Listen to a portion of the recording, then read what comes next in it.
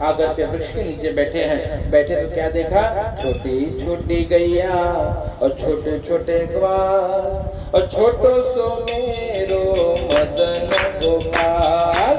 छोटी छोटी गैया छोटे छोटे ग्वाल, छोटो सो मेरो मदन गोपाल। घास खाए गैया दूध पीवे ग्वाल, घास खाए गैया दूध पीवे ग्वाल। माखन खाए मेरो मदन गोपाल। छोटी छोटी गैया छोटे छोटे ग्वाल, छोटो सो मेरो मदन गोपाल। हरे जोड़ो सो मेरो मदन गोपाल। प्रेम से वृंदावन बिहारी लाल की जय। राजा ने देखा छोटे छोटे ग्वाल बाल छोटी छोटी गैया के साथ गोपाल की सेवा कर रहे हैं और राजा के अंदर अभिमान था, गया भी नहीं वहां, है ना, और भगवान को प्रणाम भी नहीं किया। पूरी पूजा होने के बाद जब प्रसाद दिया तो प्रसाद को फेंक दिया है, इससे दुख मिला है। कहते 10 पुत्र शतम नष्टवा, 100 पुत्र धन धान्य सब नष्ट हो गया है। भगवान का अपमान करने के कारण नगर में गया, सब कुछ समाप्त हो गया तो रोने लगे। अंतरात्मा से आवाज हुई, भगवान कहाँ है? कहते हैं बसा हुआ भगवान सबके मन मंदिर में। अंतरात्मा में तो भगवान है, जब तक वो है तब तक ये शरीर चल रहा है ना। यही आत्मा ज्ञान है कि शरीर हम नहीं है, ये हमारा है। हम चाहेंगे तो यहाँ हिलेगा, है ना, हम चाहेंगे तो नहीं हिलेगा। इतना कंट्रोल होना चाहिए अपने इंद्रियों को, है ना। हम चाहेंगे तो हमारा मन घूमेगा, यहाँ जरूर सोचूंगा तो याद आएगा मेरी पत्नी भी कोई होगी, मेरा घर बच्चा भी है, सोचो तो मन। इसलिए नियंत्रण करना होगा धीरे धीरे। मन पे अपना नियंत्रण हो, शरीर पे अपना नियंत्रण हो, वाणी पे नियंत्रण हो। कुछ लोगों का कहीं नियंत्रण नहीं होता, जीभ लपलपाई तुरंत जाके मंचूरियन पकड़े तो ठप से खाए, हैं? ऐसे नियंत्रण हो। इसलिए व्रत क्यों रखाया जाता है? नियंत्रण आने के लिए कि पूरा कंट्रोल होना चाहिए आपके मशीन पे। ये मशीन आपका है, इसको बराबर सर्विसिंग करिए, इसको बराबर तेल पानी देते चलिए, वो खिलाइए जिससे ये चले। ज्यादा समय तक जवान रहना है तो बढ़िया खाना पड़ेगा। मंचूरियन खाओगे तो तुरंत वही मंचूरियन बन जाओगे 2 साल का।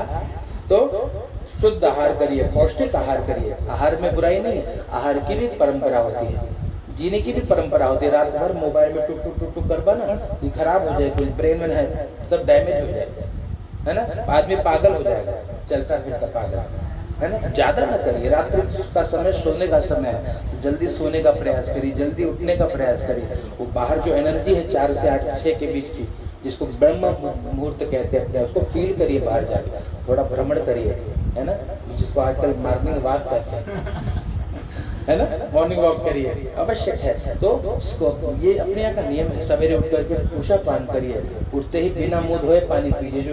जो तैयार होते हैं ना रात भर में जीवाणु, बहुत फायदेमंद है, इनको पेट में जाने दीजिए, बहुत काम करेंगे। अंदर जाकर पूरी कचरे को सब निकाल देंगे, शरीर एकदम, इसको बोलते हैं प्रोसेस ऑफ डिटॉक्सिफिकेशन, है ना।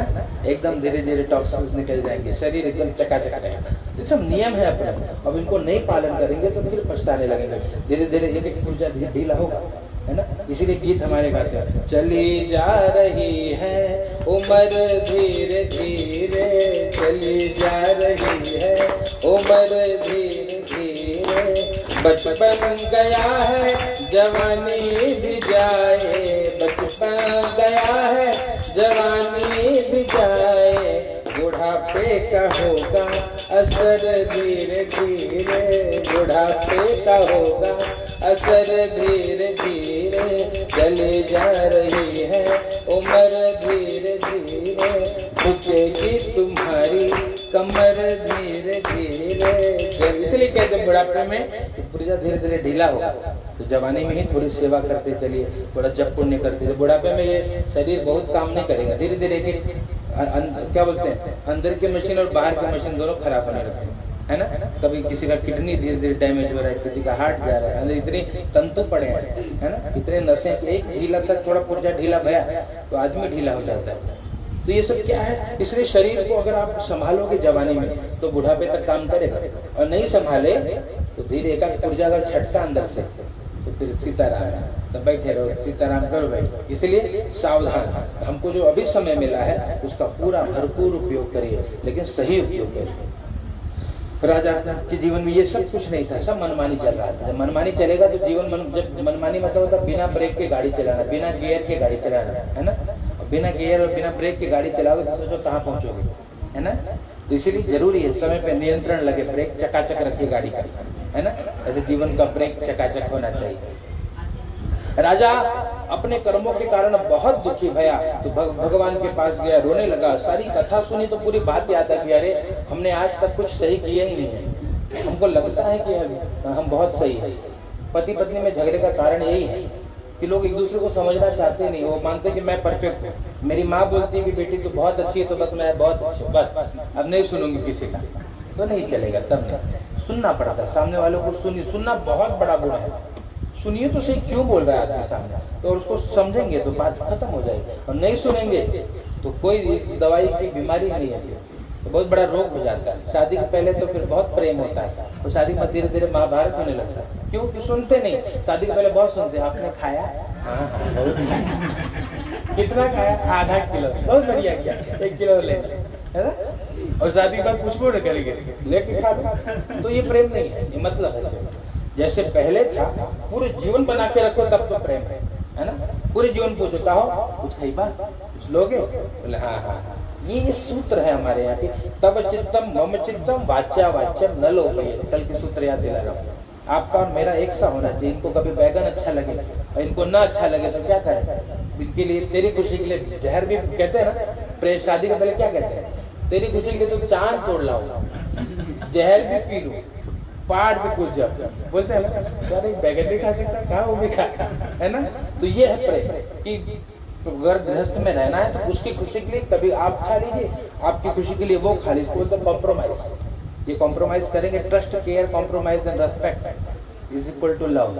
ये बहुत परिभाषा है मेरे पास।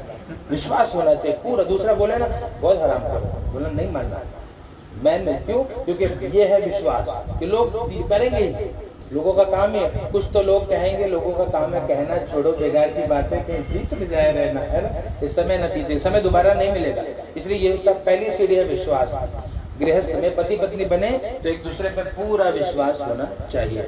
दूसरा है केयर करिए, पूरा उस पर पूरा ध्यान रखिए, उसके शरीर के, उसके विचार की, उसके मन की, वो दुखी न होने पाए। परिवार को छोड़कर कोई बिटिया आपके घर में आ रही तो उसकी खुशी की जिम्मेदारी आती है ना। आप उनको प्रसन्न रखिए, उनको प्रसन्न रहिए, दोनों प्रसन्न रहिए। जो मिले उनको मुस्कुराइए।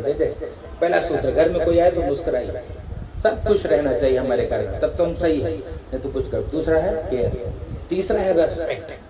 तीसरा सीढ़ी है रेस्पेक्ट का, एकदम सम्मान करिए। ऐसा नहीं पहले शादी पहले आप करो, बाद बोले तू मूर्ख है, फिर उसके बाद तेरे पे आ जाओ, कार है ये नहीं है। ऐसे फिर बाद में गाली गलौज से मेरे तो बातें नहीं होती, तो ये प्रेम नहीं है, तब कुछ और ही चल रहा है, खिचड़ी कहीं अलग पक रही है ना। वो हमेशा मेंटेन रखे, वो रेस्पेक्ट, एक दूसरे के सम्मान के लिए हमेशा तैयार है कि उसका अपमान न होने पाए। मैं इनका अपमान न करूँ, आप मेरा अपमान न करें। और चौथा क्या है? कॉम्प्रोमाइज। आपके लिए मैं थोड़ा कॉम्प्रोमाइज कर लूँ, आपके लिए मैं कॉम्प्रोमाइज, तो एक दूसरे के लिए थोड़ा सा कॉम्प्रोमाइज करते चलोगे तो आसानी से गाड़ी पार हो जाएगी। तो ये विवाह का सूत्र याद रखना। यहाँ पे क्या स्थिति है, पूरी बात सुनी। तो अब भगवान की पूजा करने से नगर में गए, सब कुछ मिल गया है। सूर्य महाराज कहते हैं यहाँ सब कुछ मिलता है, शरीर छूटता है तो भगवान के धाम को जाते हैं। और उसके बाद क्या है, कहते हैं भैया देखो जब जब समय मिले सेवा करिए। कैसे धाम को जाते हैं? दूसरे अध्याय में वो पंडित जी हैं, क्या नाम है, शतानंद नाम के ब्राह्मण देवता, कौन बने हैं? सुदामा जी बने हैं। और सुदामा को जगत जानते हो ना, क्या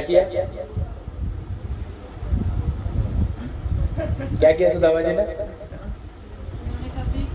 डिमांड नहीं किया, उनको इतनी तकलीफ देते थे। किससे? भगवान से। क्यों डिमांड नहीं किया? क्या मालूम उसको चाहिए, क्यों नहीं चाहिए था?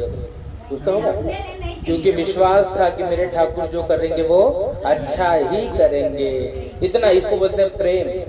तो सुदामा जी ने अगर प्यार किया तो कन्हैया से किया है ना।